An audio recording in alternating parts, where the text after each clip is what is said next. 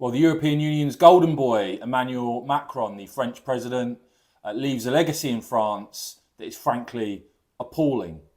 To the extent now that a vast majority of people in France no longer even think democracy works for them. Before I get to that polling though, we have seen, frankly, an absolute shambles unfold under Macron. French Prime Ministers coming and going on a regular basis.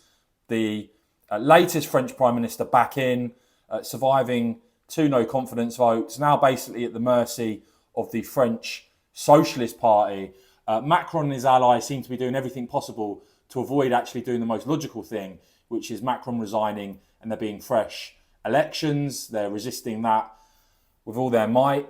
Of course, a country now where Marine Le Pen, ahead in the French presidential polls, may not even be able to stand in the 2027 presidential election. Very democratic, that, isn't it?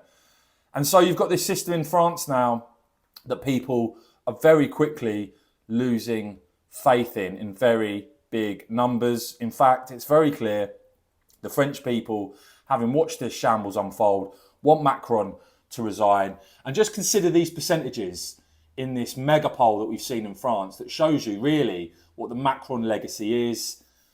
81% of those in France don't think democracy is working for them. 66% think most politicians are corrupt. 71% think their living standards are getting worse.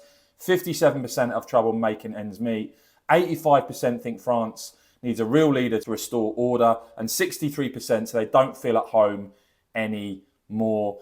And clearly, because they're ahead by a country mile, Marine Le Pen's party is the party that is emerging as the new main force in French politics. This is all the Macron legacy. I hope those in the EU establishment are very happy. Of course, once the French people are eventually allowed to finally vote, I'm sure they'll give their verdict on all of this.